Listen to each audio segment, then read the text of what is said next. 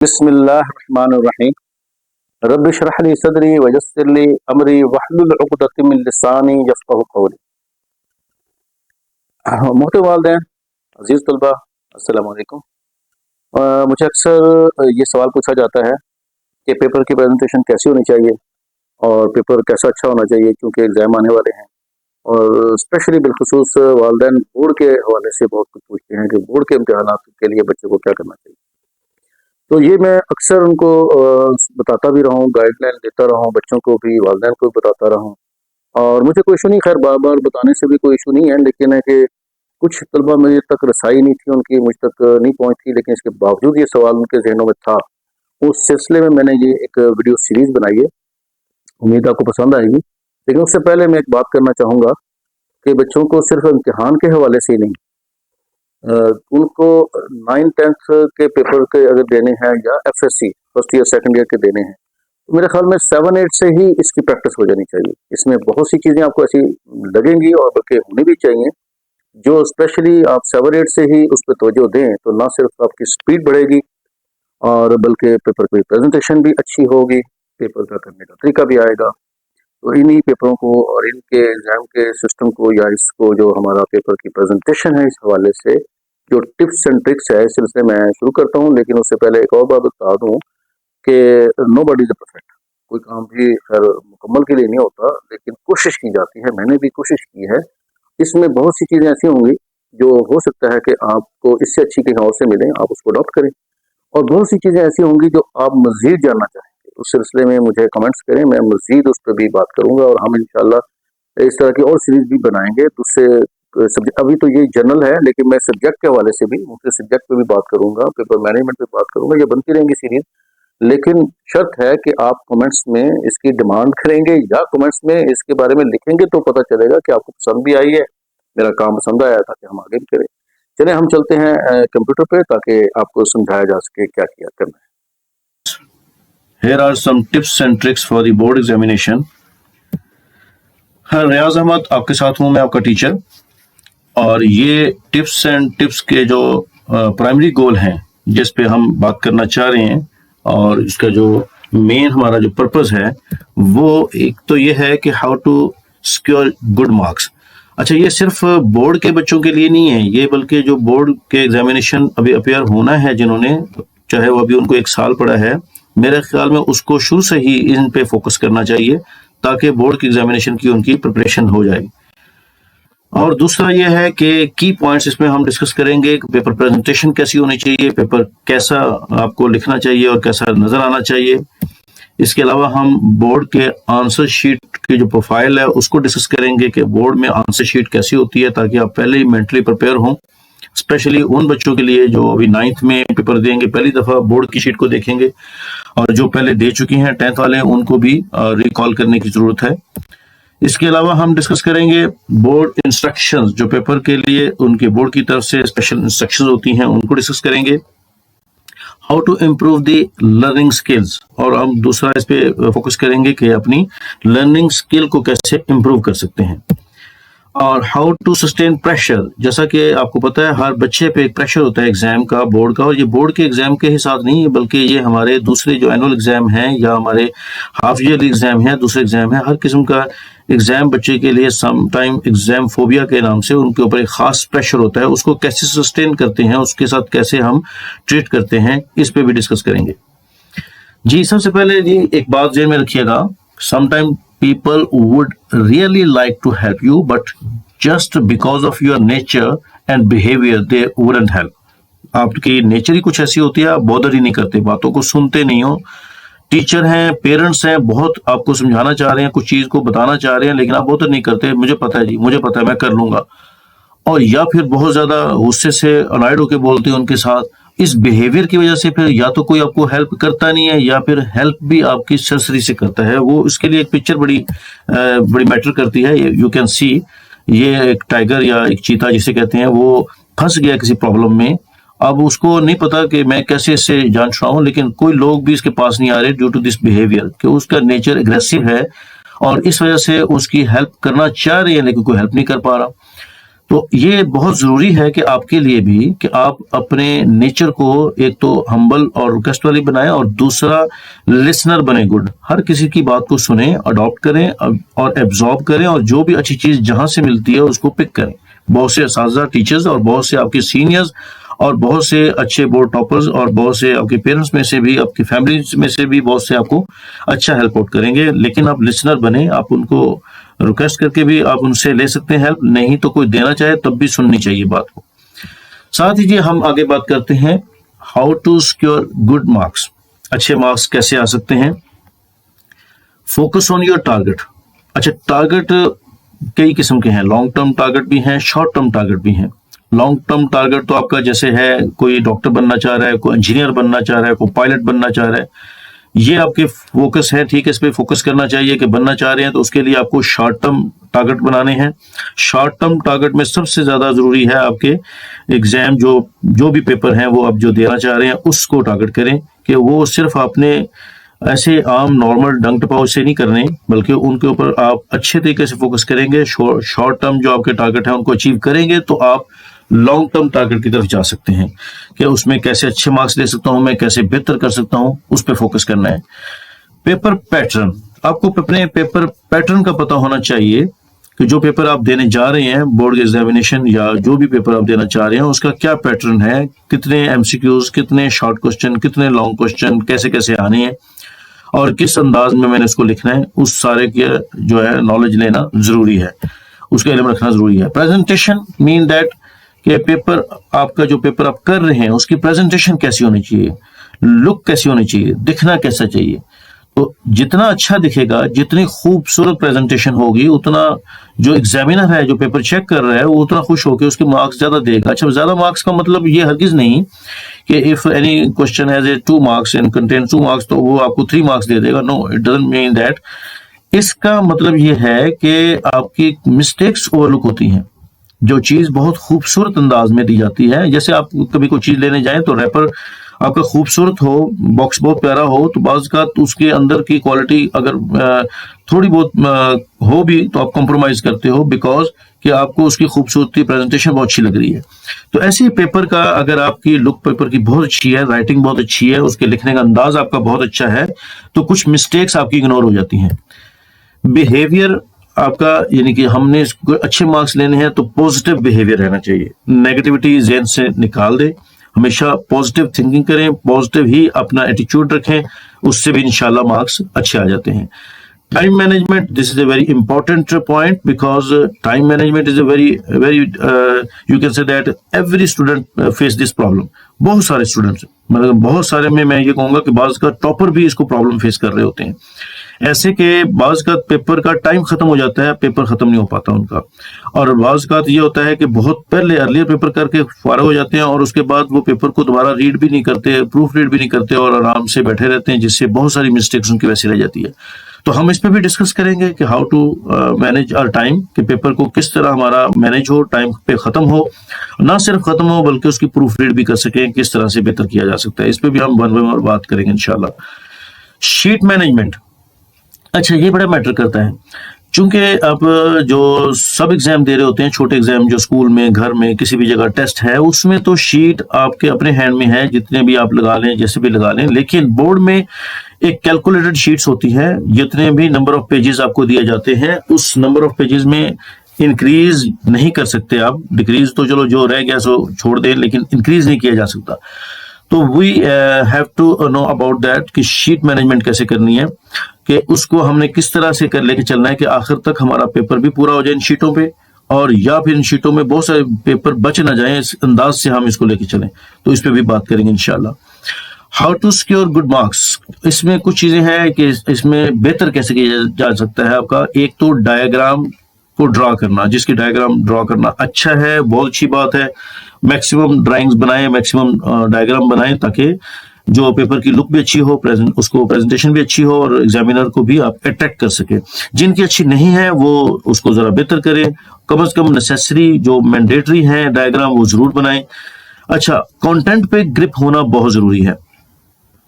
Content क्या है, वो मैटर, वो नॉलेज जो आपकी बुक्स में है, नोट्स में है, हैंडआउट्स में है, जो रेलेवेंट टू दी टॉपिक्स हैं उस पे ग्रिप होना बहुत जरूरी है। सम टाइम क्वेश्चन कुछ और होता है और आप अंदर से कुछ और लिखना शुरू कर दें जो कि उससे रेलेवेंट नहीं है, उसका टॉपिक ही नहीं है, उसका कंटेंट ही नहीं है, तो वो जो है आपके मार्क्स नहीं आएंगे। इसलिए आपकी ग्रिप होनी चाहिए, आपकी जो कंटेंट है उस पर ग्रिप होनी चाहिए, जो नॉलेज है वो ग्रिप होनी चाहिए बुक पे। Awareness of the board topper, हाँ ये जरूर ध्यान में रखिएगा कि जो ऑलरेडी बोर्ड का टॉप कर चुके हैं उनको सामने रखते हुए उनके बारे में मालूमात रखें कि वो कैसे प्रिपरेशन करते थे, पेपर प्रेजेंटेशन कैसे करते थे, टाइम मैनेजमेंट कैसे करते थे, और फिर उनको उनका टारगेट भी अपने सामने रखिएगा कि इतने मार्क्स अगर लिए हैं तो वो टारगेट, क्योंकि हर इंसान ले सकता है, बस एबिलिटी क्या है, डिफरेंस है सिर्फ उसके हार्ड वर्किंग में। कुछ को ज्यादा हार्ड वर्किंग करनी पड़ती है, किसी को कम करनी पड़ती है, लेकिन एक टारगेट अचीव हो गया तो दूसरा भी उसको अचीव कर सकता है। Awareness of the bias rules, board of intermediate and secondary education ने कुछ रूल्स सेट किए होते हैं, उनके बारे में आपको अवेयरनेस होनी चाहिए। जो चीज प्रोहिबिटेड है वो प्रोहिबिटेड होनी चाहिए, और जो चीज वो डिमांड कर रहे हैं वो जरूर आपके पेपर में शो होनी चाहिए। Quality of the answers, yes, इस पे भी बहुत जरूरी है पॉइंट नोट करने का, बिकॉज कि पेपर के क्वेश्चन के अंदर जो आंसर्स हैं वो अगर उससे रेलेवेंट नहीं है, उसकी क्वालिटी वो नहीं है, यानी कि आप 9th-10th का पेपर देने जा रहे हो और क्वालिटी आपकी ग्रेड 2 वाली, 3 वाली, 4, 5 वाली है, तो वो जो है उसके मार्क्स अच्छे नहीं आएंगे। तो इसलिए इस पे भी आपने खास तवज्जो देनी है। Yes, target goal, dream is not what you see in sleep, it is something that does not let you sleep. ये कहते आपका जो ख्वाब हम देखते हैं, ये इसका मतलब ये बनता है कि ख्वाब जो हम देखते हैं रात को सोए हुए, वो ख्वाब तो बाज़ का मीनिंग जो है ना लेस होते हैं, उसकी बात नहीं हो रही। यहाँ पे बात हो रही है उन ख्वाबों की जो हमें सोने ना दें, यानी जो हमने टारगेट बना लिया है, जो हमने सोच लिया हमने इंशाल्लाह ये बनना है, वो हमारा एक ख्वाब है। लेकिन ख्वाब फिर ऐसे होने चाहिए जो आपको सोने ना दे, यानी कि आपको हर वक्त उसकी टेंशन या उसकी प्लानिंग या उसकी हर वक्त उनके बारे में आपका चल रहा हो, तो वही आपका टारगेट एंड गोल है जिसको आप हर वक्त जिसके बारे में सोचते हो, इसका ये मतलब है। तो उसके लिए आप ज़ाहिर एक बोर्ड में अच्छे मार्क्स का अगर ख्वाब देखा है और अगर आपने आगे भी कुछ बनने का ख्वाब देखा है तो उसको फिर एक एज ए टारगेट बना के, गोल बना के चलें। पेपर प्रेजेंटेशन कैसी होनी चाहिए जी? पेपर प्रेजेंटेशन के लिए हमारे ऑब्जेक्टिव्स क्या हैं कि क्यों पेपर प्रेजेंटेशन अच्छी करना चाह रहे हैं, पेपर हमारा अच्छा क्यों हो। उसके लिए जी आपके पास सबसे पहले तो हम ये इसका मेन जो हमारा है टारगेट, वो ऑब्जेक्टिव इसका कि हम फैसिलिटेट करना चाह रहे हैं एग्जामिनर को, टू फैसिलिटेट द एग्जामिनर कि एग्जामिनर जो इसने एग्जामिनर ने जो पेपर चेक करना है उसको आसानी रहे, उसको जितना अच्छा खूबसूरत पेपर बना नजर आएगा उसी बेस पे उसने नंबर हमें देने हैं। तो वो पेपर हमारा कैसा होना चाहिए? रीडेबल होना चाहिए, नीट एंड क्लीन होना चाहिए। और उसके बाद दूसरा ऑब्जेक्टिव इसका है कि एक्सीलेंट मार्क्स हमें मिल जाए, नंबर भी अच्छे मिल जाए। और उसके लिए हमारे जी क्या ऑब्जेक्टिव है या क्या होना चाहिए पेपर की प्रेजेंटेशन में खास बात कि एक तो ये कंटेंट जो हमारा रिलेटेड हो, यानी जो आंसर जो बातें हम लिख रहे हैं वो रेलेवेंट टू दैट क्वेश्चन हो और उसी क्लास से रेलेवेंट हो जिस क्लास के लिए, जिस पेपर के लिए हम कर रहे हैं। यूनिक कंटेंट हो। अच्छा, यूनिक कंटेंट का मतलब यहाँ पे डजंट मीन दैट कि आपका बिल्कुल ही जो बुक है उससे हटके बात हो। मैं यहाँ पे ये कहना चाह रहा हूँ कि अगर आपकी बुक में पैराग्राफ की फॉर्म में लिखा हुआ है और उस आंसर को आप हेडिंग वाइज में बना सकते हैं, हेडिंग, सब हेडिंग्स या कुछ पॉइंट्स बना सकते हैं, कुछ बुलेट्स बना सकते हैं, तो that will be very unique. थोड़ा सा डिफरेंट होगा कि हर बंदे ने हो सकता है अपने वे में किसी ने डायरेक्ट पूरे का पूरा पैराग्राफ ही लिखा हो, लेकिन आपकी हेडिंग बड़ी खूबसूरत हो, अच्छे अंदाज में बनाई हो, सब हेडिंग्स की हो, उसके साथ बुलेट बनाई हो या पॉइंट्स दिए हो, ये आपका पेपर की प्रेजेंटेशन को ज्यादा बेहतर कर देता है।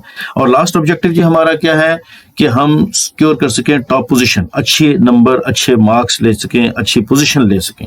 इसके लिए हमारे पेपर के अंदर क्या होना चाहिए कि फ्लॉलेस हो, कोई मिस्टेक्स ना हो, ठीक है, एक्सक्लूसिव हो, सबसे हटके हो, डिफरेंट हो ज्यादा। आगे जी हम बात करते हैं की points for the paper presentation के उसके लिए कौन से की पॉइंट्स हैं। नंबर 1 कि कंप्लीट स्टेशनरी होना जरूरी है। पेपर प्रेजेंटेशन करने जा रहे हैं तो ये नहीं कि एक ही पेन उठा के चले गए, स्टेशनरी पूरी नहीं है तो पेपर प्रेजेंटेशन अच्छी कैसे होगी। और दूसरों पे डिपेंडेंट भी नहीं होना चाहिए कि आप बार बार कभी किसी से पेन मांग रहे हैं, किसी से मार्कर मांग रहे हैं, टाइम वेस्ट हो रहा है, टाइम मैनेजमेंट नहीं हो पा रही। और सबसे बड़ी बात होती है कि इसके साथ ही हमारे पास जो है एक बोर्ड में इसकी बहुत सख्ती की जाती है और उस वक्त सम टाइम नहीं मांगने दिया जाता कुछ चीज़, तो कंप्लीट स्टेशनरी हो। यूज़ ऑफ मार्कर्स, मार्कर का बहुत बेहतरीन यूज़ हो, इसका हम आगे डिस्कस करेंगे कि कैसे कैसे मार्कर लेके जाने चाहिए और किस किस तरह उसको यूज़ करना चाहिए। How to draw margin lines, margin line जो है ना उसको भी एक खूबसूरत अंदाज में ड्रा करें, मार्जिन लाइन बनाएं ताकि आपको पेपर की प्रेजेंटेशन और बेहतर हो जाए। मेन हेडिंग्स कैसे देनी है इस पे भी हम डिस्कस करेंगे। मेन हेडिंग होनी चाहिए और उसके अलावा सब हेडिंग्स होनी चाहिए, इस पे भी हम बात करेंगे कैसे करनी है इसके। और exceptional hand writing, yes hand writing आपकी थोड़ी सी यूनिक और एक्सेप्शनल हो, यानी कि बाज बच्चे कहते हैं कि मैं अगर तेज लिखता हूँ, फ्लो में लिखता हूँ तो मेरी हैंड राइटिंग खराब होती है। लेकिन मैं एक बात बता दूं, इट्स राइट कि ठीक है कि आपकी तेजी में राइटिंग खराब होती है, लेकिन प्रैक्टिस अगर शुरू से की जाए, यानी बिफोर एग्जाम बहुत अच्छे से प्रैक्टिस इसकी जारी रखें कि अपनी राइटिंग को अच्छा किया हो, और पहले चाहे स्लो स्लो फिर उसके बाद थोड़ा सा फास्ट करते जाएं, तो देन टाइम मैनेजमेंट भी होती है, राइटिंग फास्ट भी होती है और राइटिंग खूबसूरत भी रहती है, राइटिंग आपकी एक्सेप्शनल भी रहती है। तो इस पे आप खुसूसी तवज्जो शुरू से देनी चाहिए और इवन अभी भी टाइम नहीं जो है ज़ाया हुआ, अभी भी आप इस पे तवज्जो दें। सेपरेटर लाइंस का मतलब होता है कि हर क्वेश्चन के बाद आपने एक लाइन लगानी है, उसको भी हम दिखाएंगे आपको कैसे, कि शॉर्ट क्वेश्चन खत्म होता है तो लाइन, लॉन्ग क्वेश्चन खत्म होता है तो लाइन, और ताकि एक सेपरेट कर दे आपके क्वेश्चन को दूसरे क्वेश्चन से। अच्छा, अंडरलाइन आपने करने, वो अंडरलाइनिंग भी आपको बताएंगे कि हेडिंग्स को अंडरलाइन भी करना है, कीवर्ड्स को भी अंडरलाइन करना है, तो वो आगे हम डिस्कस करते हैं इंशाल्लाह। कंप्लीट स्टेशनरी क्या है जी, इस पे भी डिस्कस करते हैं जी। कंप्लीट स्टेशनरी में मैंने कुछ चीजें आपको जो दी हैं, लिखी हैं, इसमें कुछ चीजें हो सकता है मिसिंग हो, वो अभी आप इसमें देख लीजिएगा। एक तो राइटिंग के लिए हमारे पास टूल जो है ना वो फाउंटेन पेन है, कि स्याही वाला इंक वाला पेन जो है ये सबसे बेस्ट है। कुछ लोग क्या करते हैं बॉल पेन या आप उससे पॉइंटर वगैरह से लिखते हैं, मैं रिकमेंड नहीं करूंगा क्योंकि उससे राइटिंग अच्छी नहीं आती। फाउंटेन पेन है, बोर्ड की तरफ से भी ये रिकमेंडेशन है, मेरी रिकमेंडेशन भी ये है कि एक फाउंटेन पेन होना चाहिए आपके पास। यहाँ मैंने लिखी है 2 फाउंटेन पेन। क्यों? रीजन इज दैट वही आपका कि पेपर लेंथी होता है, सम टाइम एक पेपर के दौरान आपकी इंक खत्म हो गई है तो इंक भरने में जो टाइम लगना है उससे बेहतर है 2 फाउंटेन पेन होने चाहिए, या एक पेन खराब हो जाए किसी वजह से तो दूसरा फाउंटेन पेन आपको सपोर्ट करता हो। तो 2 फाउंटेन पेन होने चाहिए और फाउंटेन पेन की राइटिंग अच्छी होती है, यूनिक होती है, इसलिए उसको यूज करना चाहिए। सेकंड है कीवर्ड्स के लिए और मार्जिन लाइन के लिए आपके पास एक राउंड टिप मार्कर होनी चाहिए, 1 मैंने लिखा है इसमें, 1 राउंड टिप मार्कर होनी चाहिए, और एक आपके पास डबल कट की मार्कर होनी चाहिए। 605 नाम से एक मार्कर आती है, डबल कट उसमें होता है, एक बारीक लाइन शो कर रही होती है, एक मोटी लाइन शो कर रही होती है, और इसको हम मार्जिन लाइन के लिए इस्तेमाल करेंगे। अच्छा, हेडिंग के लिए आपके पास क्या होना चाहिए जी? हेडिंग के लिए आपके पास एक दो जो है ना आपकी एक कट टिप मार्कर होनी चाहिए 604 के नंबर से, और ये सब हेडिंग के लिए हम यूज करेंगे इसको। और एक आपकी मार्कर कट टिप के साथ होनी चाहिए 605 वाली, इसको मेन हेडिंग के लिए इस्तेमाल करेंगे। ये मैंने पीछे भी लिखा है एक, वो भी आप इस्तेमाल कर सकते हैं, वही मार्कर की बात हो रही है। इसके अलावा जो आपके पास है स्ट्रेट लाइन के लिए आपके पास स्केल होनी चाहिए, 2 स्केल होनी चाहिए, एक फुल और एक हाफ, ताकि फुल स्केल हम यूज कर सकें मार्जिन लाइन के लिए, और हाफ जो है हम अपनी जो हेडिंग वगैरह को अंडरलाइन करना है या कीवर्ड्स को अंडरलाइन करना है उसके लिए यूज करेंगे। एक आपके पास पेन के फ्यूल के लिए एक आपके पास इंक पॉट भी होना चाहिए, एक पोर्टेबल इंक पॉट स्मॉल मिलते हैं, वो अपने ब्लू क्वालिटी का इंक जो है ना अच्छी किस्म का इस्तेमाल कर सकते हैं।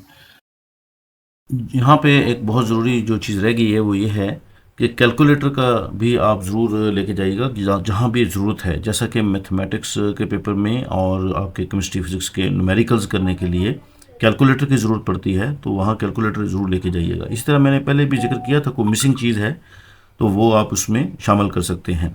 और एक और चीज़ है प्रोहिबिटेड, कुछ चीज़ें ऐसी हैं जो मना हैं, जैसा कि मैंने पहले बताया है आपको, रिमूवर का इस्तेमाल नहीं है, ब्लैंको रिमूवर इस तरह की चीज़ नहीं लेके जानी। इसके अलावा एक और चीज़ है जो बहुत सारे 9th के जो बच्चे हैं जो पहली दफ़ा एग्ज़ाम में पेयर हो रहे हैं वो अक्सर लेके जाते हैं, वो है क्लिप बोर्ड। क्लिप बोर्ड जो है ना वो नहीं इस्तेमाल होने देते, क्योंकि वहाँ पे डेस्क हैं लिखने के लिए, और उसके अलावा कुछ चेयर्स के साथ जो आम बना होता है एग्ज़ाम के लिए, वो वहाँ पे रख के पेपर लिखना है। इसलिए क्लिपबोर्ड नहीं लेके जाना। क्लिपबोर्ड अगर ले भी गए वो इस्तेमाल नहीं करने देंगे, बाहर रखेंगे, जो कि कोई और चोरी कर लेगा। तो इससे बेहतर है क्लिपबोर्ड नहीं लेके जाएंगे आप। सेंट्रलाइज्ड मेन हेडिंग्स जो है ना, उसकी हम बात कर रहे हैं। जो आप सेंट्रलाइज का मतलब होगा कि इसको सेंटर में बनाई जाती है आमतौर पे मेन हेडिंग्स को। और इसमें किन चीज़ों का ख्याल करना है जी? सबसे पहले तो क्वेश्चन नंबर इससे लिखना है कि आमतौर पे जो सेंट्रलाइज का मतलब है क्वेश्चन नंबर। कुछ लोगों को आदत पड़ी होती है मार्जिन लाइन में लिखने की। बोर्ड की इंस्ट्रक्शंस होती हैं कि मार्जिन लाइन के बाहर आउटसाइड में कुछ नहीं लिखना। तो इसलिए क्वेश्चन नंबर हो या कुछ भी हो, आप मार्जिन लाइन से बाहर नहीं लिख सकते, इसको मार्जिन लाइन के अंदर रखेंगे। तो क्वेश्चन नंबर आप इसको देंगे हेडिंग के तौर पे, सेंट्रलाइज करके उसको सेंटर बना के। और उसके साथ कैपिटलाइज कि उसको अगर क्वेश्चन नंबर को कैपिटल वर्ड में, कैपिटल जो आपके हैं डिजिट्स, उस पर लिखेंगे तो ज्यादा बेहतर होगा। ये मैं एग्जाम्पल भी आपको दिखा दूंगा इसकी। अच्छा, उसके अलावा कंप्लीट क्वेश्चन लिखने की जरूरत नहीं है। No complete question mean that कि आप समटाइम स्टूडेंट्स पूरा क्वेश्चन लिखने बैठ जाते हैं। There is no need to write the complete question, you have to write only the question number. जो बोर्ड में नंबर दिया गया है वही नंबर यूज करेंगे। ये नहीं क्वेश्चन नंबर 2 आपके बोर्ड के पेपर पे है और आप उसको फर्स्ट में करना चाह रहे हो तो क्वेश्चन नंबर 1 नहीं लिखेंगे, वहां पे क्वेश्चन नंबर 2 ही लिखेंगे। इसके साथ ही जनाब आपका what is the question about, question किससे मुतल्लिक है, वो भी हेडिंग बन सकती है। उसको आप नीचे क्वेश्चन नंबर के नीचे जो हेडिंग बनाएंगे तो जिससे मुतल्लिक क्वेश्चन है उसका, जैसे बॉयल्स लॉ, अगर मैं केमिस्ट्री के हवाले से बात करूं तो बॉयल्स लॉ का क्वेश्चन है तो बॉयल्स लॉ ही हेडिंग बन सकती है। इसके अलावा जी आपका प्रोमिनेंट होनी चाहिए हेडिंग। हेडिंग आपकी सेंट्रलाइज है, आपके कैपिटल में लिखी हुई है और क्वेश्चन से रेलिवेंट है, लेकिन प्रोमिनेंट भी हो, वाज़ेह नजर भी आए, छोटी सी स्मॉल से करके नहीं लिखनी। इसके अलावा जो आपके पास अंडरलाइन जो है ना, आप उसको करेंगे अपनी हेडिंग्स को ताकि आपकी ज्यादा प्रोमिनेंट हो जाए इसके लिए। और सम सुटेबल किस्म के आप कीवर्ड्स भी यूज कर सकते हैं, ठीक है। उसके अलावा आप इसको अंडरलाइन कर सकते हैं अपनी हेडिंग्स को। ये पहले बात कर लिया। ये देखें, ये इसका सैंपल है क्वेश्चन पेपर का, जिसमें एवरीथिंग आपको क्लियर है कि इसमें हेडिंग कैसी हैं, क्वेश्चन नंबर क्या लिखा है और उसके अलावा मेन हेडिंग क्या है, सब हेडिंग्स क्या हैं, कीवर्ड्स क्या हैं, ये आपको वाज़ेह तौर पे यहाँ पे नजर आ रहे होंगे जी। फेस शीट है क्या, ये मैं दिखा दूं। ये फेस शीट है जी, ये आप जैसे देख रहे हैं राइट साइड पे। तो इसमें आपके कुछ इंस्ट्रक्शंस दी हुई हैं राइट साइड पे, और इसके लेफ्ट साइड पे छोटा सा देखेंगे तो कुछ बॉक्सेस बने हुए हैं, एक पेपर कोड के लिए और एक रोल नंबर के लिए। और उसके टॉप पे आपके पास डेट और मंथ और ईयर लिखा हुआ है।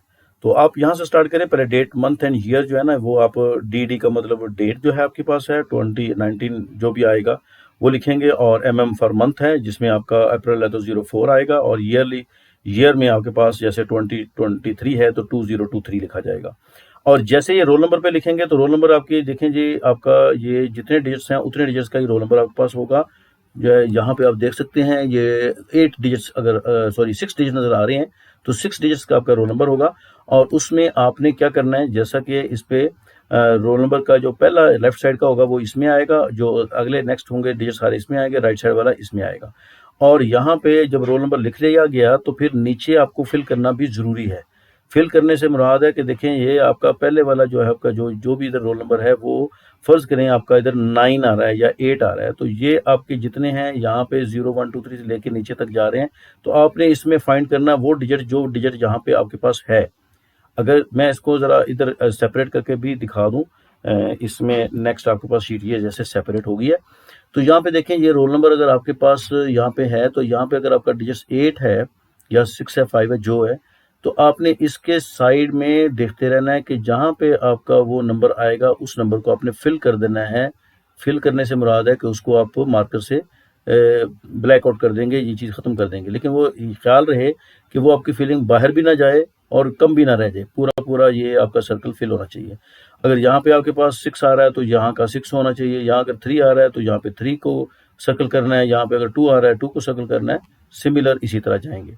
पेपर कोड आपके पेपर पे लिखा होगा, जो आपकी आएगी उसमें शीट MCQs की, उसके ऊपर पेपर कोड लिखा होता है। पेपर कोड वही आपने यहाँ पे लिखना है, 1 2 3 4 है, जरूरी नहीं 1 2 3 4 हो, ये तो हमको आपके सैंपल के तौर पे बताया जाता है। लेकिन वैसे यहाँ पे कोई भी 3 4 5 1 5 3 9 9 2 8 1 जो भी हो, इसको आपने इसके ही बॉक्सेस देख के सामने इसको फिल करना है। इंस्ट्रक्शंस जैसा कि मैंने कहा ये इसी के मुतल्लिक है, वो आप पढ़ लेंगे, ठीक है।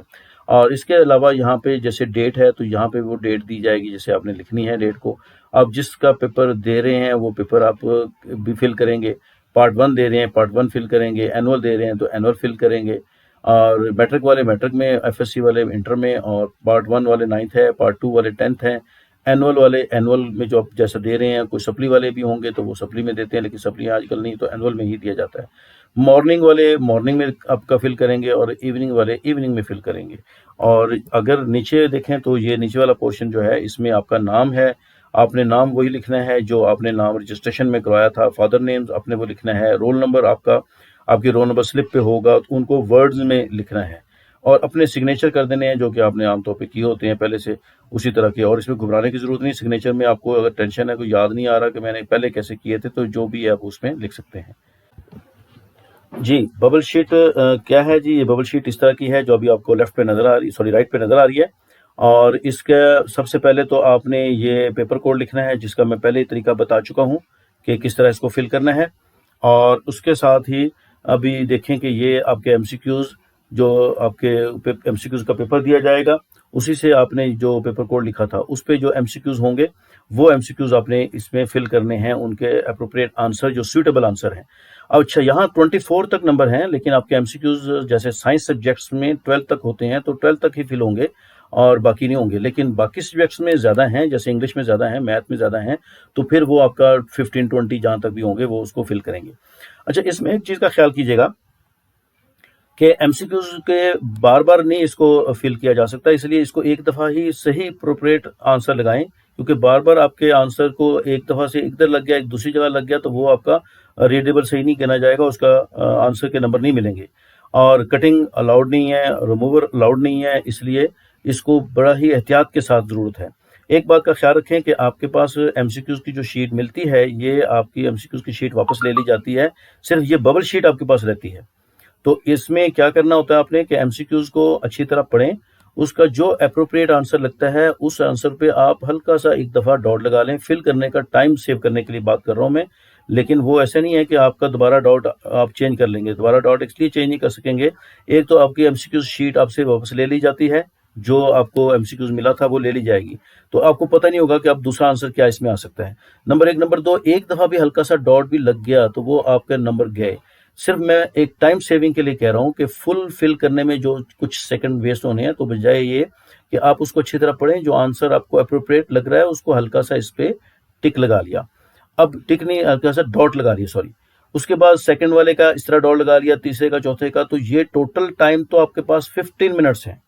लेकिन इस तरह से आप टाइम सेव कर सकते हैं कि वो आपका हो सकता है 10 मिनट्स में ही आप कर लें, ताकि आप दूसरे क्वेश्चन पेपर पे नज़र लगा सकें।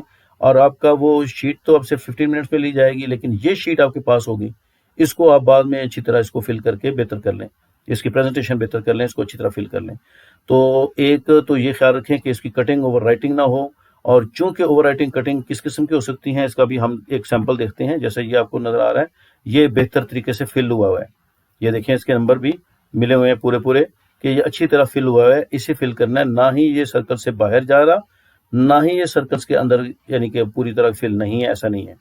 तो अब इसके खामियां कैसे हो सकती हैं, ये एक जो है सैंपल मैं आपको दिखाऊंगा, जो गलतियों वाला सैंपल है वो मैं आगे जाके दिखाऊंगा कि उसमें गलतियां भी इसमें आती हैं। लेकिन अभी हम सिर्फ इस पे बात करते हैं कि बेहतरीन कौन सा है। ये बेहतरीन ये है, इसको इस तरह से फिल करना है। अच्छा, इसके अलावा एक शीट होती है आपके इंट्रोडक्शन की, वो इस तरह से है। इस शीट पे भी आपने अपना नाम लिखना, और ये क्या सब्जेक्ट है, क्या पेपर है, ग्रुप है। ये अक्सर बच्चों की इसकी प्रैक्टिस नहीं होती, और ये प्रैक्टिस अगर ज़रूरी है और ये करें और देखें और इसको सही फिल करें। इसके लिए मैं आपको एक सैंपल दिखाता हूँ जो फिल हुआ होगा, कि जैसे ये दस्तखत उम्मीदवार लिखा है, यहाँ पे आपके साइन आएंगे। सब्जेक्ट जो है आपका लिखा हुआ है, मजमून जैसे है, इस पे आप अपना जिस सब्जेक्ट का पेपर देने जा रहे हो वो आ गया, और जो पर्चा है वो पर्चा वाला आ गया। ग्रुप है, जिस ग्रुप में, और मॉर्निंग में, इवनिंग में, उस वाला आ जाएगा। रोल नंबर आपका स्लिप पे लिखा हुआ है वो लिखेंगे, लफ्जों में भी उस रोल नंबर को लिखेंगे, और इसकी प्रैक्टिस घर में करके जाएंगे, क्योंकि लफ्जों में रोल नंबर की प्रैक्टिस बच्चों को नहीं होती। अपना रोल नंबर वैसे तो लिख लेंगे 932156, अब वो 932156 से 1000 बनता है, 91,000 बनता है, उसको उर्दू में कैसे लिखते हैं, इसकी प्रैक्टिस नहीं होती बच्चों को। तो इसकी प्रैक्टिस भी घर में पहले से करके जाइएगा। रोल नंबर स्लिप जैसा कि आपको जब भी मिल जाती है, एग्जाम से 2-3 दिन पहले मिल जाती है, उसको प्रैक्टिस करनी चाहिए। अच्छा, उम्मीदवार का नाम जो है ये आप अपना साफ सुथरा लिखेंगे, जो अपने आपके रजिस्ट्रेशन में है, वल्दियत है, एग्जाम जो है कौन सा एग्जाम दे रहे हैं, और ये इसका सालाना आमतौर पे दे रहे हैं, यानी कि एनुअली है, ज़िमनी इसमें होता ही नहीं आजकल। 2023 यहाँ पे 3 लिखा जाएगा। इसी तरह इम्तिहान का सेंटर जो वो भी आपकी रोल नंबर स्लिप पे ऑलरेडी होता है, इसको भी वाज़ह तौर पे यहाँ पे लिखेंगे। बाकी काम आपका नहीं है, ये उसके साइन है आपके डिप्टी के, वो खुद करेंगे। हाँ, अंगूठा आपका ये वो लिखवा लेंगे, वो खुद लेके आएंगे, पैड आपसे यहाँ पे लिखवा लेंगे, और बाकी ये चीज़ें जो है ना इसकी वो फिल करवा लेंगे। इसमें ये भी नाम आएगा, पर्चा आएगा, ये सारे फिल हो जाएंगे। इसके साथ ही जी नेक्स्ट हमारी इंस्ट्रक्शंस हैं। इंस्ट्रक्शंस के बारे में देखें जी, ये आपका इंस्ट्रक्शंस का पेज है कि जिसमें यही कहा जाता है कि किस तरह फिल करना है। फिल करेक्ट वे फिल का ये है, ये इनकरेक्ट वे है कि आप करके काट दें थोड़ा सा, इसी तरह फिल ना करें, या बाहर निकल गया, ये नहीं है। और ये भी इनकरेक्ट है कि अच्छी तरह फिल नहीं हुआ, ये भी इनकरेक्ट है। इसकी एग्जाम्पल आप इनकरेक्ट की देख सकते हैं। अच्छा, यहाँ पे इसकी ये कुछ उसके इंस्ट्रक्शंस हैं जो इन्होंने लिखी है, इसको हमने वाज़ह तौर पे, ये आपको अगर सही नहीं आ रही डिम में, तो हमने वाज़ह तौर पे वो चीज़ें लिख दी हैं कि ब्लू ब्लैक बॉल पेन इस्तेमाल करेंगे या मार्कर इस्तेमाल करेंगे। और आमतौर पे मैं क्योंकि पेन वगैरह बॉल पेन वगैरह को मना कर रहा हूँ, तो इसलिए आप मार्कर का इस्तेमाल कर सकते हैं इसमें। और शेड अच्छी तरह देंगे, एग्जाम्पल इसकी वो गिवन दी है। अच्छा, उसके अलावा फोल्डिंग वगैरह, ये स्टेपलिंग कटिंग वगैरह नहीं करेंगे। और उसके अलावा जनाब इसमें बाकी चीज़ें आप इसको रीड कर सकते हैं, इसमें कोई ज़्यादा मुश्किल चीज़ नहीं है। तो पेपर पे जो चीज़ें हैं वो कोड सारी इंस्ट्रक्शन दी हुई हैं। इसके साथ ही जी करेक्ट एग्जाम्पल इसकी मैंने आपको पहले भी दिखा दिया, ये है। और रॉन्ग एग्जाम्पल आपकी ये नहीं दिखाई थी, इसको हम डिस्कस कर सकते हैं। यहाँ पे ये है कि अगर आपके ज़्यादा सर्कल किए हैं फिल, तो वो भी रॉन्ग है। और अगर कोई किसी ने रिमूवर से मिटाने की कोशिश की है या किसी तरीके से ख़राब किया, तो वो भी आपका ये रॉन्ग हो गया। और इस तरह से इसका जो भी है, ये सारी चीज़ें देख लीजिएगा, ये इस तरह की मिस्टेक आप नहीं कीजिएगा, और होपफुली कि नहीं करेंगे। अच्छा, कटिंग और रिमूवर का वैसे ही इस्तेमाल जो है ना, ये मना है, ये आपको नहीं कर सकते। इसकी एग्जांपल के तौर पे मैं एक लगाया है कि किसी बोर्ड ने जो इन्विजिलेटर होते हैं, जो आपको इन्विजिलेट कर रहे होते हैं, जो आपके वहाँ पे टीचर है या दूसरे जो चेक कर रहे हैं आपको पेपर करते हुए, उनको पिछले दिनों ये फाइन हुआ है, अच्छा खासा हैवी फाइन हुआ है। और इसकी मैंने एग्जाम्पल लगा दी है साथ, कि आप चेक कर सकते हैं किस वजह से हुआ है। ये देखें कि जो कॉपी पर कटिंग और रिमूवर का इस्तेमाल किया बच्चों ने, कैसे किया, वो साथ रिमूवर ले गए होंगे ना, तो वो कह रहे हैं कि ये आपने देखा क्यों नहीं कि उसको किया है, क्योंकि उनकी भी ड्यूटी है। समटाइम उनको नहीं नजर आता, आप लोग कर जाते हैं। आपको तो एज ए पनिश आपका पेपर हुआ है, कैंसिल खराब हुआ है, लेकिन उनको भी पनिश दिया जाता है, उनको पनिश किया जाता है। इसलिए ये आप प्रोहिबिटेड है, अपने ज्योमेट्री बॉक्स में या अपनी जो स्टेशनरी है उसमें लेके भी ना जाए रिमूवर वगैरह, और वहाँ पे कटिंग रिमूवर का इस्तेमाल ना करें। अच्छा, इसके अलावा है इसके साथ ये पेपर का एक सैंपल है, ये आप एग्जाम्पलरी देख सकते हैं। इसमें भी सैंपल के तौर पे पेपर डायग्राम कितनी नीट एंड क्लीन बनाई गई हैं, हेडिंगें कैसे दी गई हैं, कीवर्ड्स कैसे इस्तेमाल किए गए हैं। राइटिंग देखो हर बच्चे की डिफरेंट है, लेकिन ये एक सैंपल पेपर है। आप अपनी राइटिंग के में अच्छे अंदाज से लिख सकते हैं, जो आपकी अपनी राइटिंग है। राइटिंग अब चेंज नहीं की जा सकती। जिनको पास टाइम है, जैसे कि मैं अभी कह रहा हूँ कि उन बच्चों को भी ये देखना चाहिए जो अभी से बोर्ड की पेपर की तैयारी कर रहे हैं, तो वो जिनके पास टाइम है वो पेपर की राइटिंग अपनी और अच्छी कर सकते हैं। लेकिन जिनकी जैसे राइटिंग है, राइटिंग चाहे उसकी जैसे है वो थोड़ी सी बेहतर हो सकती है, लेकिन उसकी प्रेजेंटेशन जरूर बेहतर हो, डायग्राम मुनासिब वे में हो। डायग्राम को अगर आप इस तरह कुछ किसी बॉक्स में बना दें तो और ज़्यादा बेहतर है। और उसके अलावा अपने हेडिंग्स को अंडरलाइन करना और सब हेडिंग्स को अंडरलाइन करना या कीवर्ड्स को लिखना, बोल्ड करना, ये सारी चीज़ें इसमें शामिल है। ये दूसरा एक सैंपल है पेपर का, और इसी तरह से ये तीसरा सैंपल का पेपर है। और ये इस तरह ही हमारे पास मुख्तलिफ पेपर के सैंपल हैं, जिसमें उर्दू का पेपर का भी शामिल है। और इसको मज़ीद आप अपने टीचर्स से भी गाइड ले सकते हैं, पेपर को कैसे और बेहतर बनाया जा सकता है। और इसमें आप देख सकते हैं कि हेडिंग्स को किस तरह उन्होंने अंडरलाइन किया है, और इस तरह इसको लिखने का अंदाज भी कैसा अच्छा है। और इसको मज़ीद आप इसमें कोई कीवर्ड्स को भी बोल्ड कर सकते हैं। टाइम मैनेजमेंट पे जी बात करते हैं। एक तो टाइम मैनेजमेंट वो है जो पेपर आपका टाइम पे ख़त्म हो जाए, एग्जैक्ट टाइम पे, वो तो मैंने यहाँ दे दिया है। लेकिन एक्चुअल में अच्छे बच्चों का या टॉपर वाले बच्चों का एग्जैक्ट पे टाइम पे पेपर ख़त्म होना ज़रूरी नहीं होता, बल्कि इससे पहले टाइम पे पेपर ख़त्म होना ज़्यादा अच्छा होता है, बिकॉज कि वो प्रूफ रीड करके अपनी मिस्टेक्स को निकाल सके। प्रूफ रीड में हमेशा याद रखिएगा कि ऐसे प्रूफ रीड कीजिएगा जैसा कि आपका पेपर नहीं है, ये पेपर किसी का है। क्योंकि आप अपना पेपर समझ के जब प्रूफ रीड कर रहे होते हैं तो फिर आप बहुत सी चीज़ें इग्नोर कर रहे होते हैं कि ये मैंने ठीक लिखा होगा। जब आप किसी का पेपर समझ के कर रहे होते हैं तो बड़ा क्रिटिकल वे में उसको कर रहे होते हैं, ताकि एक एक मिस्टेक जो अच्छी तरह निकालें, तो उससे ज़्यादा बेहतर हो जाता है। बहरहाल ये जो क्वेश्चन नंबर 1 है आपका, ये एक्चुअल टाइम गिवन जो है आपके पास मैक्सिमम 50 मिनट्स होते हैं, लेकिन आपने इसको 12 मिनट्स से बिफोर करने की कोशिश करनी है। ये मैं अब टाइम सेविंग भी साथ साथ बता रहा हूँ। 12 मिनट से बिफोर करने का मैंने आपको जैसे बताया है कि आपने अच्छी तरह उसको रीड करना है, अप्रोप्रिएट आंसर देखना है, और उसकी मजीद मैं टिप्स एंड ट्रिक्स भी दूंगा कि उसमें आपने अप्रोप्रिएट आंसर कैसे देखना है। सबसे पहले तो नोट वाले रिजेक्ट कर देने हैं जो उसमें पॉसिबल नहीं है। फिर आप देखिएगा कि अगर पॉसिबल वाले आपके पास 2 की टाइप पड़ रही है तो फिर सबसे क्लोजेस्ट कौन सा है, फिर उसको टिक करना है। इसके बाद शॉर्ट क्वेश्चन जी है आपके पास। शॉर्ट क्वेश्चन की टाइम मैनेजमेंट में एक्चुअल में तो देखिए आपके पास जो हमारे ये मैं साइंस के हवाले से बात कर रहा हूँ, मैं अलग से इंडिविजुअली बाकी सब्जेक्ट्स की भी बात कर लूंगा, लेकिन अभी यहाँ पे हम साइंस की बात कर रहे हैं। तो यहाँ पे 5 क्वेश्चन अपने जो करने हैं वो 10 मार्क्स के, तो वो 15 मिनट्स उसके अगर ओवरऑल लगने चाहिए सबके। तो मैं उसमें कहता हूँ कम से कम 3 मिनट्स एक शॉर्ट क्वेश्चन को। लेकिन कुछ शॉर्ट क्वेश्चन ऐसे हैं जो सिर्फ 1 मिनट में 2 मिनट में भी हो जाते हैं, तो ये अप टू यू। इसमें आपने करना क्या है कि एक क्वेश्चन नंबर 2 आपका टाइम जब शुरू हो, अपनी वॉच जरूर लेके जाइएगा साथ। वॉच से मुराद है कि ज़्यादातर देखें स्टॉपर से मिलते हैं स्टॉप वॉच, या कोई आपकी रिस्ट वॉच। आपका ज़ाहिर है मोबाइल तो वहाँ पे अलाउड नहीं है, तो इसलिए रिस्ट वॉच या एक रिस्ट वॉच की तरह का एक टाइम का मिलता है स्टॉप वॉच की तरह का, वो ले सकते हैं। लेकिन रिस्ट वॉच में हमें आपको ईजी पड़ेगी, वो ले लें। उसमें आप देखें ये 50 मिनट से बिफोर खत्म होना चाहिए आपका एक क्वेश्चन। इसी तरह क्वेश्चन शॉर्ट 3 वाला वो भी 50 मिनट से बिफोर खत्म हो, 4 वाला भी 50 मिनट से बिफोर खत्म हो। कैसे है ये मैं मजीद आपको इसकी टिप्स दूंगा। और इसके साथ ही जी क्वेश्चन नंबर 5, ये आप देखें लॉन्ग क्वेश्चन है, इसके 2 पार्ट्स होते हैं, एक 5 मार्क्स का, एक 4 मार्क्स का। टोटल आपको इसमें 15 मिनट्स भी मैं मैक्सिमम लगाए हैं, वैसे ये 10 मिनट्स में कंप्लीट हो जाते हैं। तो ये 30 मिनट्स में आपके खत्म होने चाहिए। 30 मिनट्स में यानी टोटल 60, ये 90 बनता है। ये इस वाले को मिला के ये करना नहीं होता, एक क्वेश्चन आपका एक्स्ट्रा होता है, चाहे 6 छोड़ें चाहे 5 छोड़ें। तो हमने इसको टाइम को मैनेज ऐसे किया है, इसको मैं आप नीचे लिख देता हूँ। टोटल टाइम आपका रिक्वायर्ड है 120 मिनट्स, जिसमें 15 minutes MCQs, 45 minutes for the short question, and long question आपके 60 minutes. And how can you save these times, और उसको कैसे आप प्रूफ रीड के लिए सेव करें या इसको दूसरे कामों के लिए सेव करें, अंडरलाइन करना या कोई चीज़ें रह गई हैं तो आपको मैंने बताया एमसीक्यूज को आपने 10 से 12 मिनट्स के अंदर करेंगे, और ये भी 45 मिनट्स हमने मैक्सिमम लगाए हैं।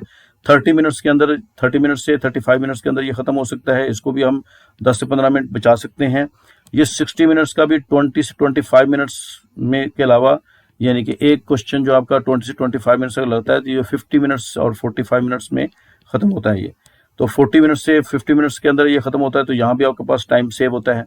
तो इस तरह से आप इसको दोबारा प्रूफ रीड कर सकते हैं। इसके साथ ही हम बताते हैं आप इम्प्रूव कैसे कर सकते हैं अपनी लर्निंग स्किल को। आपने याद करने बैठे हैं, रिवाइज करने बैठे हैं या पढ़ने बैठे हैं, तो सबसे पहले अटेंशन करें अपनी उसके क्लास में, कि जो क्लास में पढ़ा है उसके ऊपर आपकी तवज्जो होनी चाहिए। एक एक चीज़ को अच्छी तरह एब्सॉर्ब करें। गुड नोट्स बनाएं। अगर रिवाइज करने बैठे हैं तो फिर जो जो चीज़ें आप पढ़ चुके हैं या पढ़ी हुई हैं, उनको आप कीवर्ड्स के तौर पे एक कॉन्सेप्ट मैप बना लें उस चैप्टर का। तो अगर क्लास में बैठे लेक्चर ले रहे हैं तो उसके आप जो टीचर आपको लेक्चर दे रहा है उसके वो पॉइंट्स नोट करते जाएं नोट्स के तौर पे, जो आप समझते हैं इंपॉर्टेंट है या टीचर जिसको इंपॉर्टेंट कह रहा है।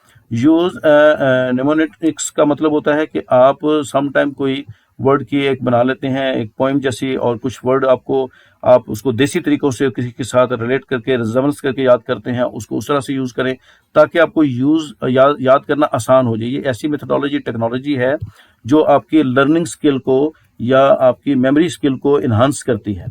निमोनिक्स जो है ना, ये एक कटिंग एज टेक्नोलॉजी है, न्यू टेक्नोलॉजी है, और ये आमतौर पे आपकी लर्निंग स्किल को और इस स्किल को इम्प्रूव करती है, जो याद करने की स्किल है।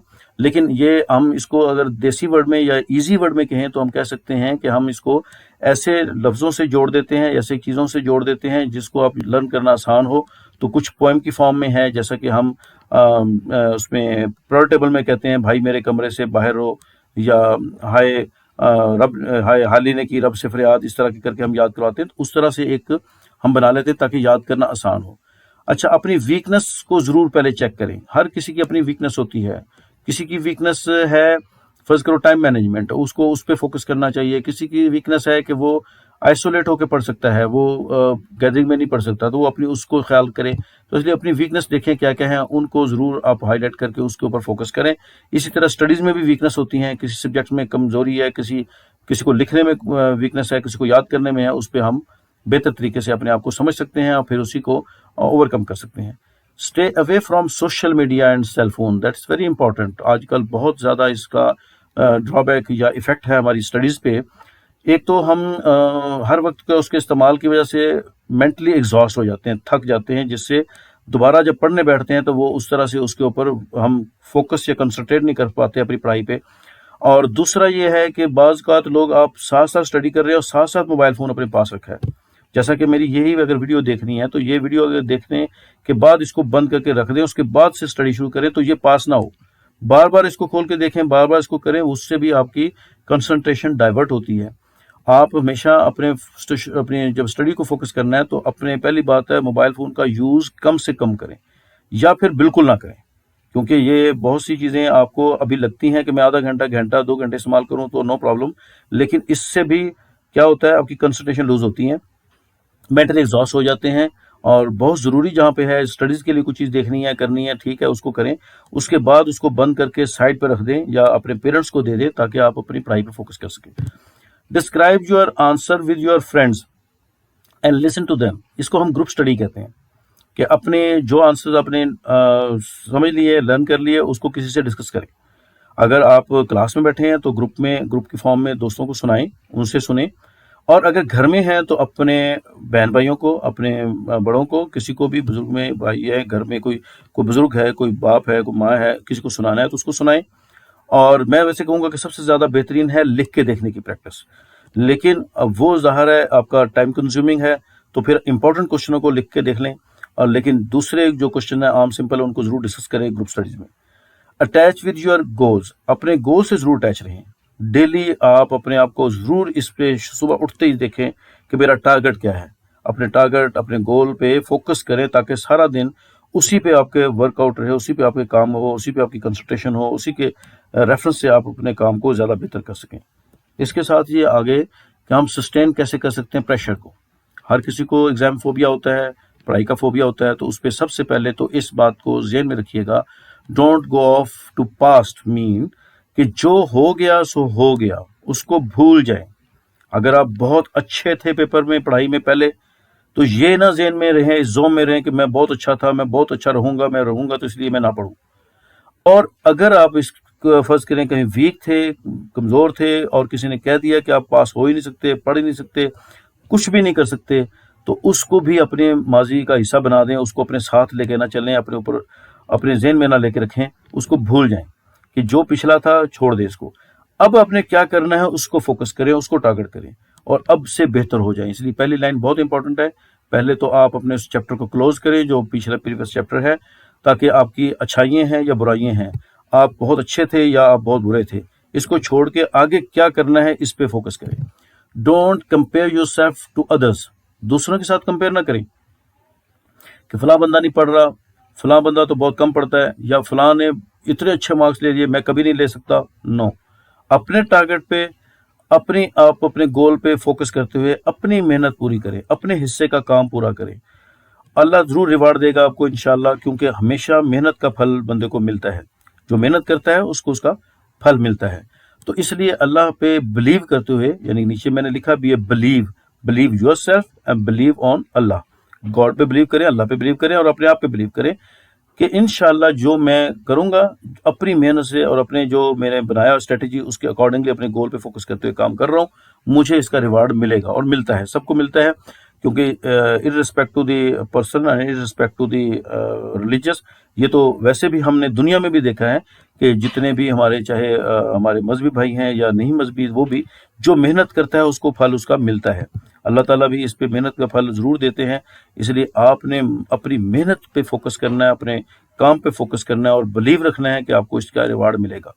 बी रिलैक्स, बहुत टेंशन लेने की भी ज़रूरत नहीं है, बट डजंट मीन दैट कि इतना रिलैक्स हो कि फिर अपने काम से, टारगेट से भी आप पीछे हट जाएं। नो, टारगेट को सामने रखते हुए, अपने मेहनत और अपने जो स्ट्रेटेजी है उसको सामने रखते हुए उतना काम जो मेहनत से करना है वो करें, लेकिन टेंशन लेके नहीं कि हर काम के ऊपर इतने स्ट्रेस हो जाएं कि वो काम करते कम नजर आए और उसकी टेंशनें, उसकी सोचें ज़्यादा जेहन में हों। सोचों को जेहन से निकाल के फोकस करते हुए रिलैक्स होके उस पर काम करें और पढ़ें, और ये आपके लिए कामयाबी की एक की है। Never be afraid of problems. Problem सबके साथ होती हैं, लेकिन उसको फेस करना है, उससे अफ्रेड, उससे डरना नहीं है। मैं आपको प्रॉब्लम्स की कुछ एग्जांपल देता हूं, लेकिन डजंट मीन दैट कि यही प्रॉब्लम्स हैं। मिसाल के तौर पे लोड शेडिंग हो रही है, ये भी एक प्रॉब्लम्स है, और घर में कोई गेस्ट आ गए हैं, ये भी एक प्रॉब्लम है। कुछ क्वेश्चन बहुत डिफिकल्ट लगते हैं, आपको याद नहीं हो रहे, ये भी एक प्रॉब्लम है। इस तरह के बहुत से मैटर्स होंगे जो आपके लिए प्रॉब्लम होंगे। हर किसी के सिनेरियो डिफरेंट हुआ, हर किसी की सिचुएशन डिफरेंट है, हर किसी को मुख्तलिफ प्रॉब्लम्स आ सकती हैं, लेकिन उससे डरने के बजाय उनका सोल्यूशन निकाला जाए। वो तभी पॉसिबल है जब उसको उसको अपने ऊपर हावी करने के बजाय रिलैक्स होकर उसका सोल्यूशन निकालें। अगर आपको लोड शेडिंग की प्रॉब्लम है तो उसका सोल्यूशन निकालें। कैंडल लाइट है या कोई टॉर्च है या कोई यूपीएस है या कुछ भी है, तो उसकी रोशनी में पढ़ा जा सकता है। टाइम को मैनेज किया जा सकता है कि डे लाइट को ज़्यादा यूज़ करके उसको आप फोकस करके पढ़ें, ताकि आपकी नाइट में प्रॉब्लम ना आए। इस तरह बहुत से और इश्यूज हैं। क्वेश्चन की प्रॉब्लम है, डिफिकल्टीज है, ग्रुप स्टडी में किसी से समझ के कैसे भी उसको अपने करना है, ताकि उसको हम उसका सोल्यूशन निकालें एज कम्पेयर टू क्या उसके ऊपर अपने अफ्रेड होकर डर के उसके ऊपर हावी कर लें अपने ऊपर, तो ये उसका हल नहीं है। Always think positive. नेगेटिविटी नहीं लानी कि मैं नहीं कर सकता, ये हो नहीं सकता, ये बहुत मुश्किल है, कभी नहीं सोचें। क्योंकि नेगेटिविटी, जब आप ये सोच लेते हैं कि मुझसे नहीं होगा, ये मैं कर नहीं सकता, फिर आपकी मेहनतें भी बाज़ का काम नहीं करती, हार्ड वर्किंग भी आपका वो रिजल्ट नहीं लाता। इसलिए पॉजिटिव थिंकिंग रखनी है कि मैं कर सकता हूँ, और जो करते हैं वो भी इंसान हैं, किसी के कुछ सींग नहीं लगे हुए, और जो कर चुके हैं वो सब इंसान हैं, और मैं भी उस तरह का कर सकता हूँ। रदर कि शायद मुझे ज़्यादा हार्ड वर्किंग करनी पड़ जाए, तो ये ज़रूर है, लेकिन ये नहीं है कि आप कर नहीं सकते। पॉजिटिव थिंकिंग रखें। हेल्प अदर्स, यस, जहाँ पे हो सके दूसरों की मदद करें। किसी को समझ नहीं आती है उसको आप समझा सकते हैं, आप समझाएं।